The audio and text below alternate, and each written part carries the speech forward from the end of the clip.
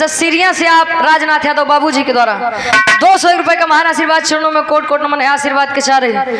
ब्राह्मण समाज कथावाचक अहिर समाज के उठाए बाहर पकड़ के फेंक दिए और जवन बैठे रहे कथा सुने बदे उन्होंने कहा कि आपकी इतनी मजाल, इतनी हिम्मत, शूद्र होकर हम हमारी व्यास गद्दी पर बैठोगे, पंडिताइन जी से पैर छुओगे, नहीं माने। कथावाचक की सम्मान पर प्रहार किए, चूनी कटवाई दिए, सर मुड़वा दिए और जो उनके साथ जितने भी सामान थे, ढोल मजीरा झिका जितने भी सामान थे सब रखवा लिए और उनके साथ जो दोनों आंखों का सूर था उनके साथ बहुत ही गलत व्यवहार हुआ। समाज के लोगों ने बहुत ही प्रताड़ित किया, मारा पीटा और किए का पंडिताइन का बुलावत है आवा बारे। पहले के समय में सबसे शुद्ध सबसे पवित्र गंगा जल रहा करे बात वो करे बाद गौमूत्र भवा पंडिताइन मूत्र 80 रुपये लीटर बिका, 30 रुपया लीटर। ए भैया हंसिए मत, अगर समझेंगे बहुत बड़ी बात बा। क्या बात है? मतलब पंडिताइन बिरादरी से पंडित ज्ञान से पंडित कोई पुरुष अपना पैर छुआ रहा है तो गलत हो गया।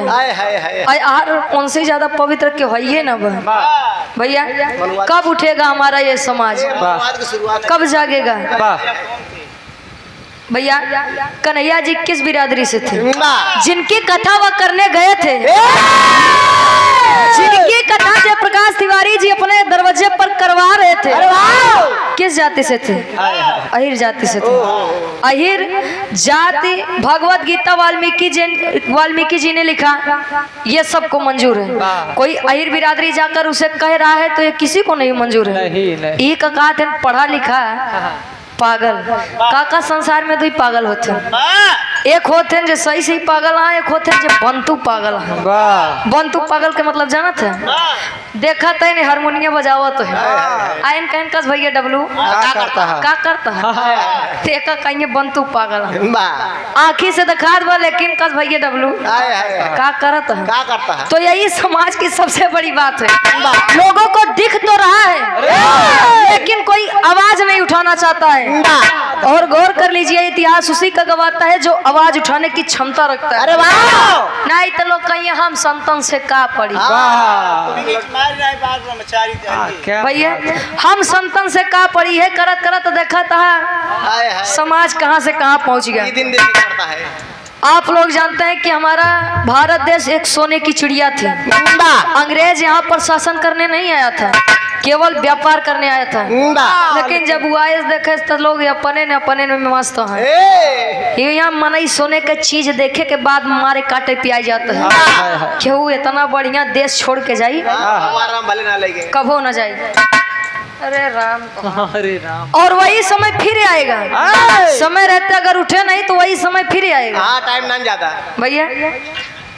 तेरी के भाव में कवि जी बतावत हैं उन कथावाचक का शब्द क्या है। इतना अपमान होने के बाद पंडिताइन जी के हर जब मूत्र मंगाए छिड़के ऊपर जहाँ जहाँ थे छिड़क के उस जगह को पवित्र बनाए। बारे दुनिया के अंधभक्त हो वाह, अब गंगा जलना यही चली ओकर टोटी कहाँ हम देखे।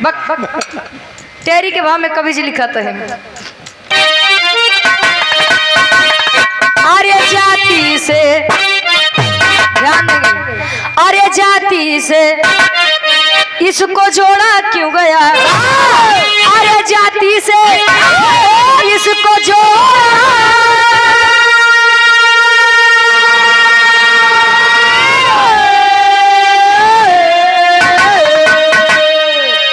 अरे जाति से इसको जोड़ा क्यों गया, ज्ञान तो ज्ञान किसी के लिए है, कैसे रोड़ा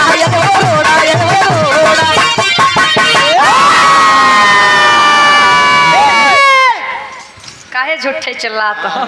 पैसा का जाति से इसको जोड़ा क्यों गया? ज्ञान तो ज्ञान किसी के लिए है, कैसे रोड़ा? पढ़ने लिखने का अधिकार सबको है, संविधान ने सभी को बराबर का अधिकार दिया है।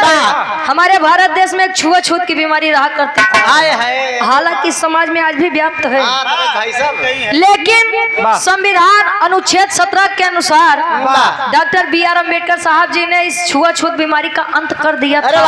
ऑपरेशन के लेकिन आज वो लोग है कम मानत भैया। अच्छा तू करवा का, हमका लागत है तू करवा। जिन्होंने संविधान लिखा उनको 9 भाषाओं का ज्ञान था। आज खत्म करता हो करे 5 के डिग्री नहीं है, यही समझ ला। कथावाचक यादव समाज की आवाज है। का आवाज अरे वाह। और यहाँ फिर देख के गार्जियन जी आप दादा राम कैलाश यादव जी, क्या बात है, बारे दादा राम कैलाश। इस भाव को समझते हुए 100 रुपए का महान आशीर्वाद। अच्छा पहले के लोगन के नाम ही इतना बढ़िया बढ़िया भैया। दादा राम कैलाश, एक जने दादा है बिहार के रायनो अमरनाथ बाबू जी। अब यार राम दुलारे, राम सजीवन, राम प्यारे, आज तो देखा था एक एक शब्द के नाम डब्लू यस। अरे बात बस कहे बोसी छोड़ करे खिम्मत नहीं बा भगवान बोल दी। अच्छा यार यादव समाज उस कथावाचक का शब्द था उन ब्राह्मण समाज वालों से कि मानो हम है मानो तुम हो। अरे मानो तुम हो मानो हमें, जाति पाति का क्या मतलब? व्यास मुनि वाल्मीकि पराशर दान दधीची का क्या मतलब? अरे हमें बुलाकर हे पंडित जी, अरे हमें बुलाकर हे पंडित जी ऐसे ना अपमान करो, हम तो कृष्ण के वंशज हैं, थोड़ा तो सम्मान करो। अरे कहा जाता है अतिथि देवो भव, मेहमान भगवान का स्वरूप होता है। अगर आप भगवान को जान ही रहे हैं, मान ही रहे हैं, तो इस बात पर भी अमल करिए कि भगवान का स्वरूप अतिथि होता है। क्या बात। और किसी को अपने दरवाजे पर बुलाकर उसका अपमान करना, यह भगवान का अपमान करने के बराबर होता है। वाह वाह वाह। वाल्मीकि पराशर मुनि दान दधीची मुनि कौन थे? अरे वाह। किस जाति के थे? जवन लोग उनकर पूजा करत थे काहे बरे, कोने जात के रहे? ये समाज प्रश्न नहीं उठाता है, क्योंकि लोग उनके ज्ञान की पूजा करते हैं, उनकी जाति की नहीं। क्या बात है। हो तो का कवि जी एक लाइन गीत लगत बा।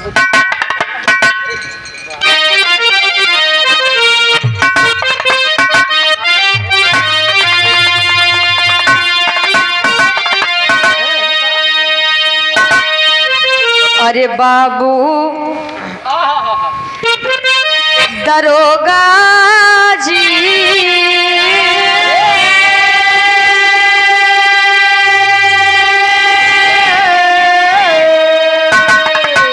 अरे बाबू दरोगा जी, कवन गुनहिया बदला पियावा मोर बाबू दरोगा।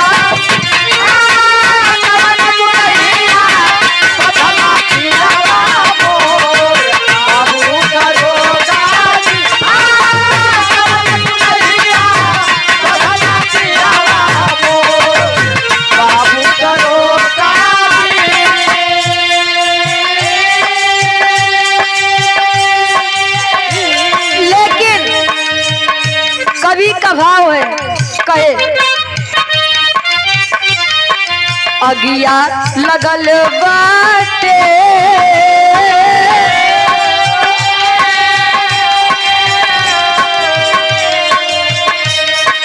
अगिया लगल बाटे, धर्म न जाने धर्म के ठेकेदार, अगिया लगल बाटे।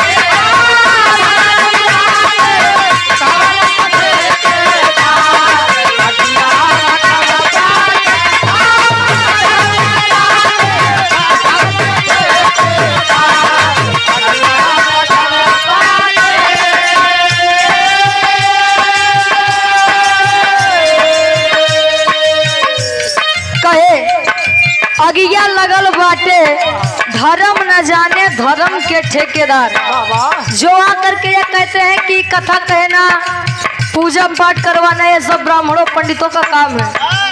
ऐसी घटना का सही अगर किसी को बताया जाए, श्रेय दिया जाए, तो ऐसे ही लोग हैं। आगे कवि जी लिखते हैं का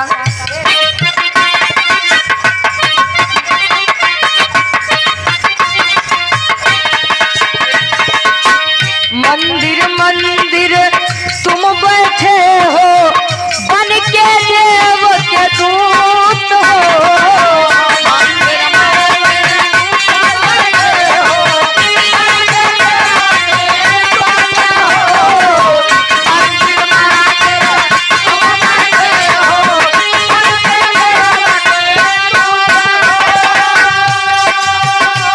ध्यान देंगे इस लाइन पर कहे,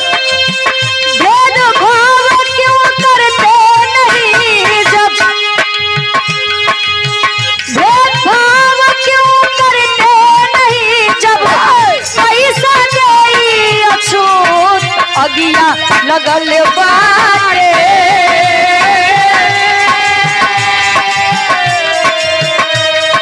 अगिया लगल बाटे, अलग से तुमको बनाए ना करता रे, अगिया लगल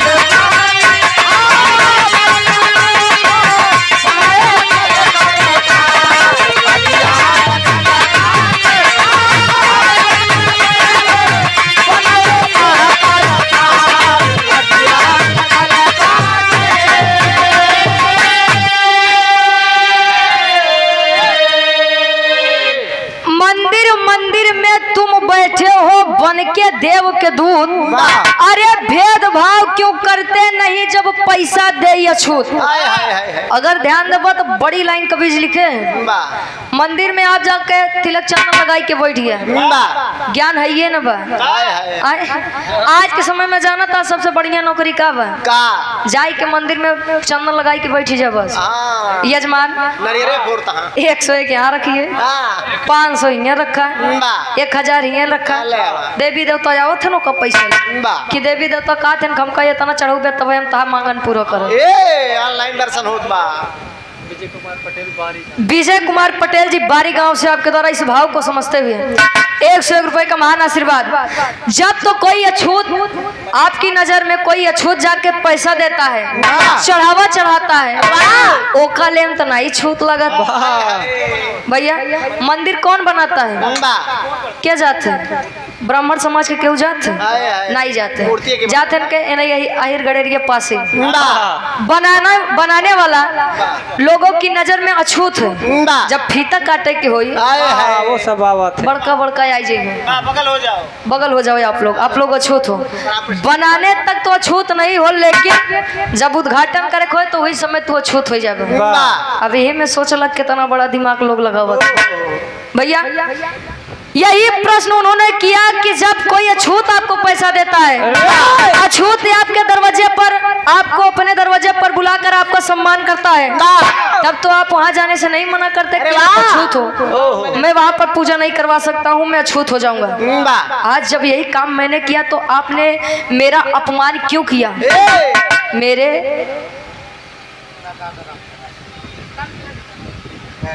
अच्छा, और आप आदरणीय परम सम्मानित दादा हमरे राम कैलाश, अच्छा अखिलेश जी के बारे में, ठीक ठीक, दादा राम कैलाश यादव जी आपके द्वारा 101 रुपए का महान आशीर्वाद।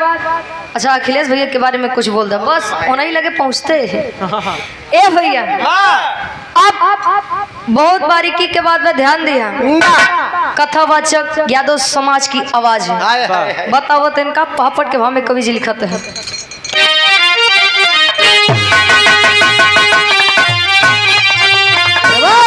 अरे द्वापर में थे कृष्ण सुदामा, अब साथी दुनिया जाने ला। अरे द्वापर में थे कृष्ण सुदामा, अब साथी दुनिया जाने ला। हुआ न कोई होगा जब संघाती दुनिया जाने ला।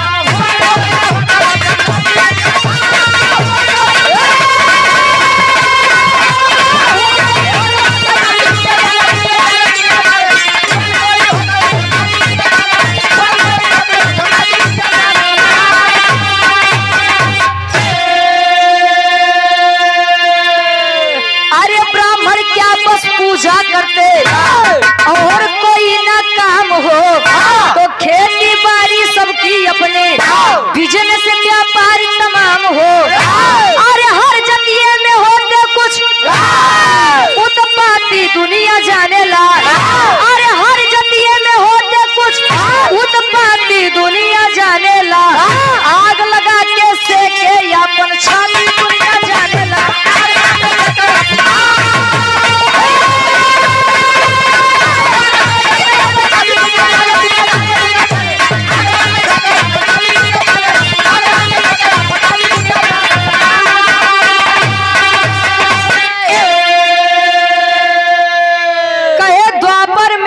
कृष्ण सुदामा साथी दुनिया जानेला, आ हुआ न कोई होगा जब संघाती दुनिया जानेला। द्वापर में कृष्ण जी और सुदामा की मित्रता कौन नहीं जानता है भैया। सुदामा जी क्या थे, बहुत थे, ब्राह्मण थे, लेकिन एकदम नीचे स्तर भैया, भिखारी अपन मतलब भिखारी नहीं कह सकता, लेकिन निर्धन थे, गरीब थे, लेकिन भगवान कन्हैया से उनकी दोस्ती आज भी अमर है। भगवान कन्हैया तो नहीं मित्रता खत्म की है, दुनिया मिसाल देती है भगवान कृष्ण और सुदामा जी की मित्रता को।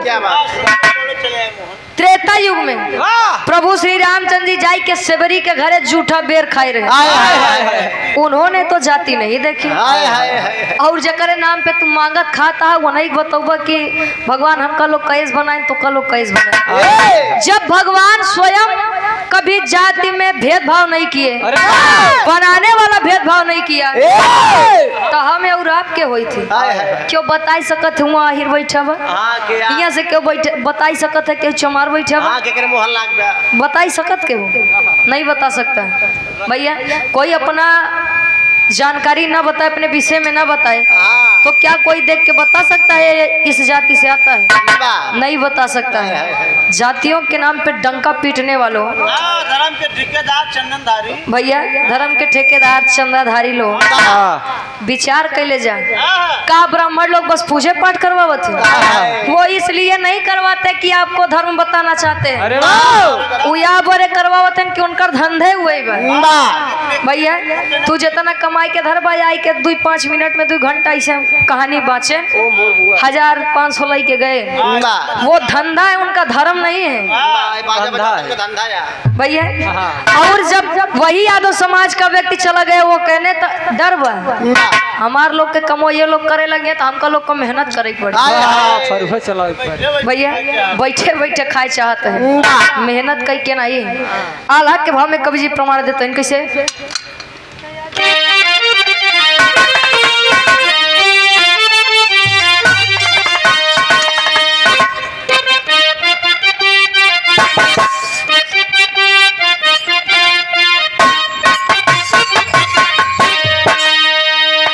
अरे आदमी से प्यार यदि आदमी न करी है बाबू,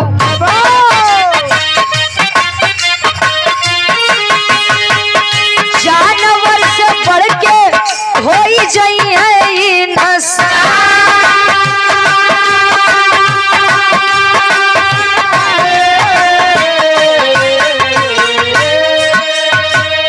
भागवत पुराण शास्त्र सब ही के बाटे बाबू,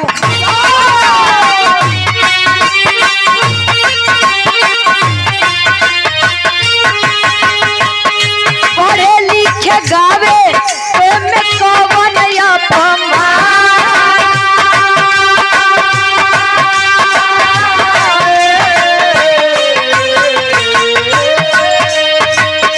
सबके विकास होई सब ही के साथ पंचो,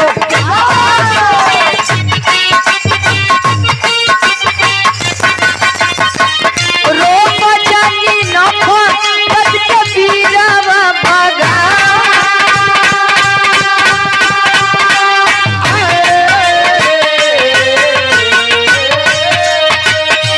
घटना के निंदा करे बुद्धिजीवी लोगवा पंचो,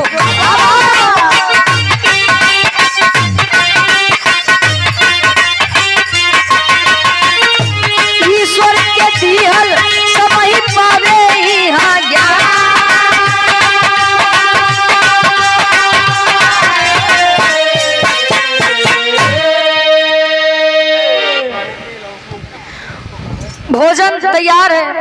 आप बाबू भैया लोग भोजन जिनको भी करना है आप लोग भोजन भी लेते रहे और गाने का आनंद भी। हाँ दोनों का। दूर दराज से जो लोग भी चलकर आए हैं आप लोग भोजन कर सकते हैं भैया। ए तू कहाँ हो? अरे तो का लोग कनाई कहा थे बाबू हरें का कहा थे। हाँ बैठा तू नहीं तू लगन से आया बैठा। अबे अपन काम करो करे बाद खाया सवेरे। कहे आदमी से प्यार यदि आदमी न करिए बाबू तो जानवर से बढ़कर हो जाइए इंसान। जन्म मिला है तो पहले इंसानियत सीखिए बाद में जातिवादता सीखे। मैं ब्राह्मण समाज के सभी ब्राह्मणों को गलत नहीं कहूंगी। क्या बात है? यादव समाज के सभी यादवों को मैं अच्छा नहीं कहूंगी। किसी भी समाज में सब अच्छे नहीं होते हैं। हर एक जतियम का कुछ रावई कर। हाँ भाई भैया हाँ कुछ जने रावई करते हैं तो एक की वजह से सबको गलत नहीं कहा जा सकता। जो गलत है वो गलत है, जो सही है वो सही है। और इस घटना की निंदा सभी लोग कर रहे हैं जो लोग बुद्धिजीवी लोग हैं। आदरणीय माननीय अखिलेश यादव जी जब इस घटना के बारे में सुने उन्होंने मान सम्मान दिलाने का काम करवाया, सबको बुला आंदोलन चलवाने का काम करवाया। अरे वाह यादव जी के नाम ले।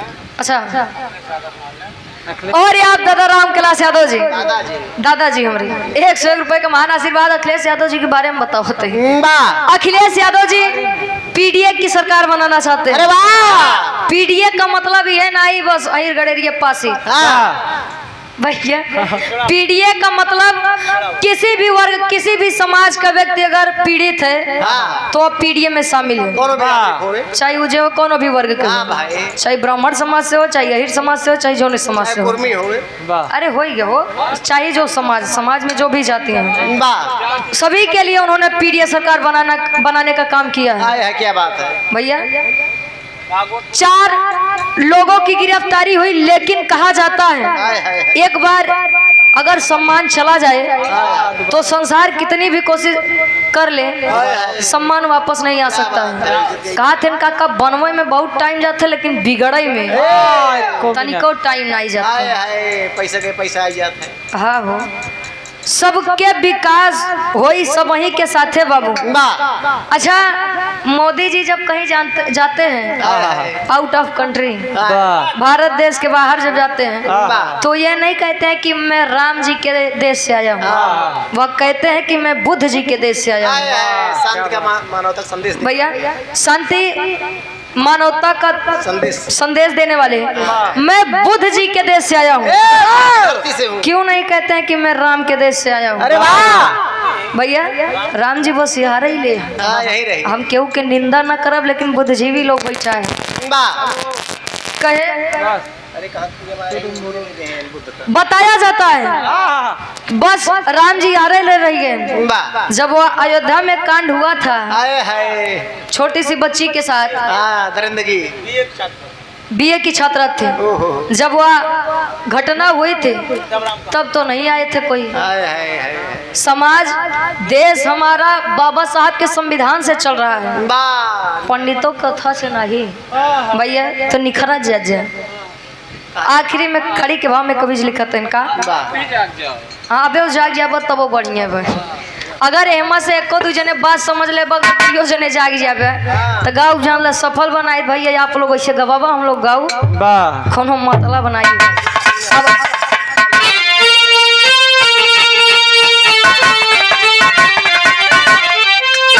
अरे जैसा हुआ इटावा में ना अब होना चाहिए। अरे जैसे हुआ इटावा में ना अब होना चाहिए। हाथ जात वाले पानी में न धोना चाहिए।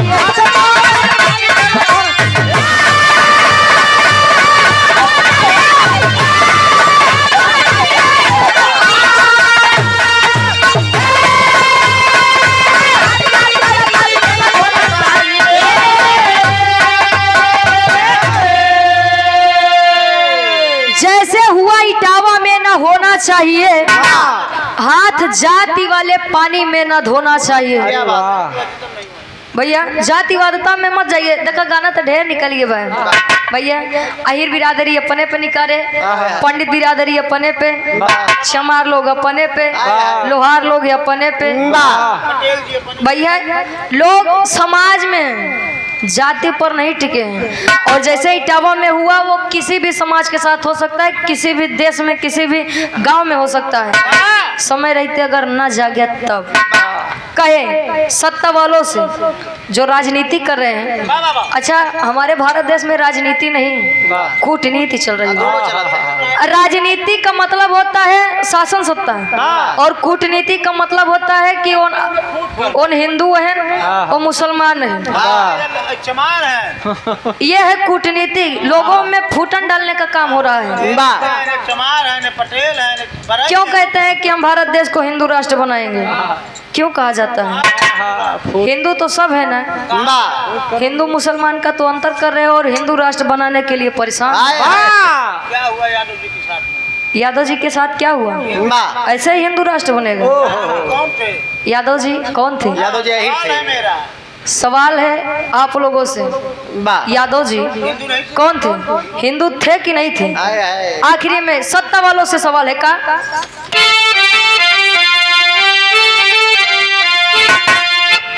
आइए और पुनः आदरणीय हमारे दादाजी, आप दादा राम कैलाश यादव जी, क्या बात? एकदम सही बाबू, ये नहीं समझते हैं।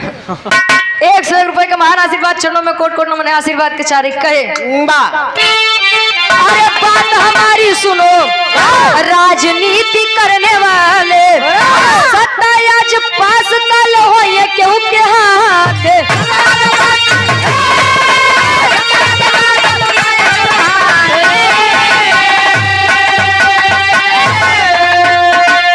तो आम आवाम अपना नहीं अब रोना चाहिए। तो आम आवाम अपना नहीं अब रोना चाहिए। हाथ जाति वाले पानी में न धोना चाहिए।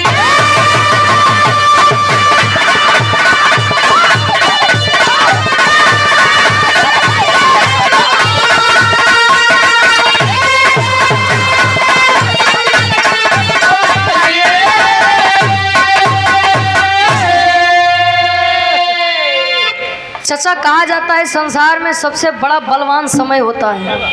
समय यदि चाहे तो राजा से रंक बना दे और रंक से राजा बना दे।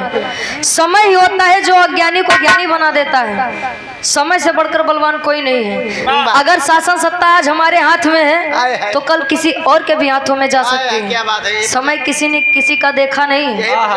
लेकिन अगर हमारे शासन सत्ता से हमारी जनता खुश है तो हमें शासन सत्ता से कोई हटा ही नहीं सकता। क्या बात है? और जब जनता ही हमसे रो रही है तो कितना दिन रात चलाई ले। शासन सत्ता तो ठीक बा, लेकिन प्रधान बनौबा के का?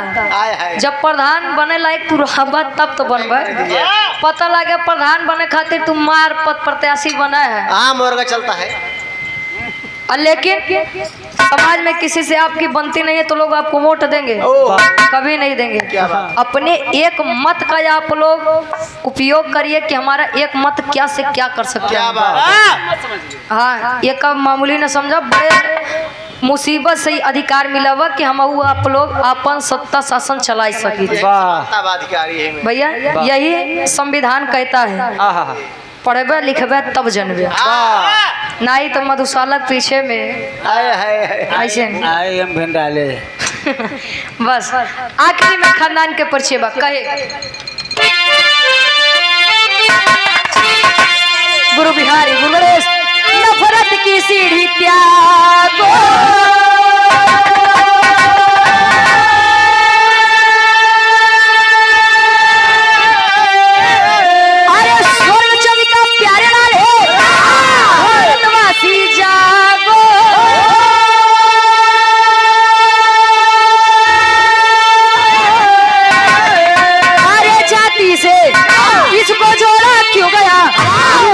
गया कभी है ये सुमेध का घोड़ा, जाति ने इसको जोड़ा क्यों गया।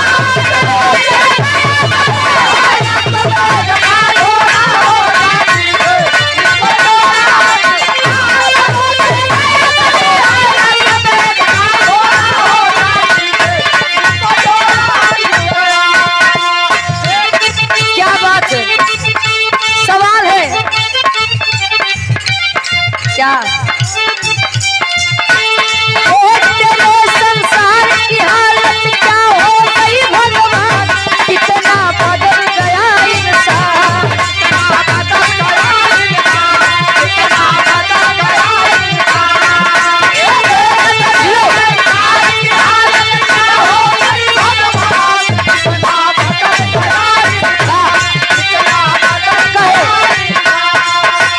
सूरज न बदला, चांद न बदला, ना बदला आसमान, कितना बदल गया इंसान।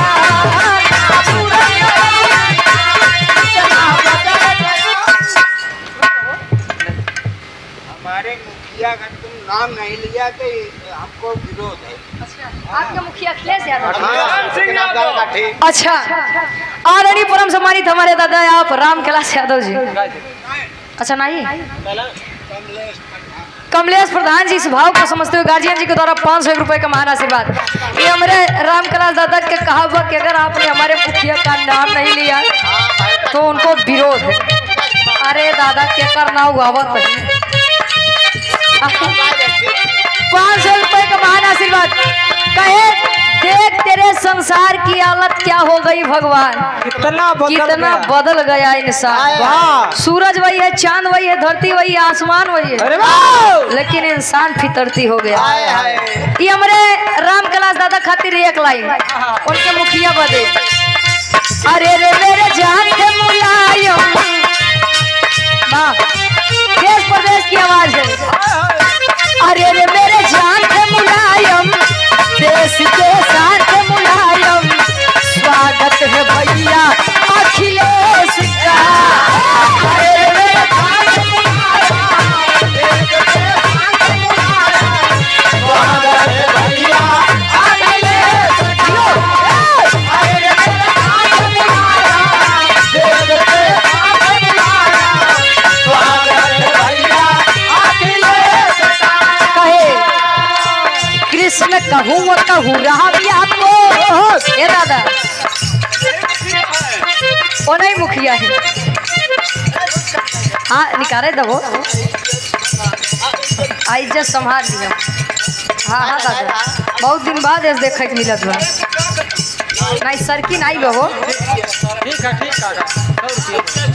हाँ हाँ दादा राम कैलाश यादव 100 रुपए का महान आशीर्वाद, बहुत सम्मान ये कहे कृष्ण कहूँ कहूँ रामिया को, कृष्ण कहूँ कहूँ रामिया को, पूजती हूँ मैं सुबह शाम आपको। अरे मेरे जान के मुलायम, देश के शान के मुलायम, स्वागत है भैया अखिलेश का। अरे मेरे जान के मुलायम, देश के शान के मुलायम, स्वागत है भैया अखिलेश का।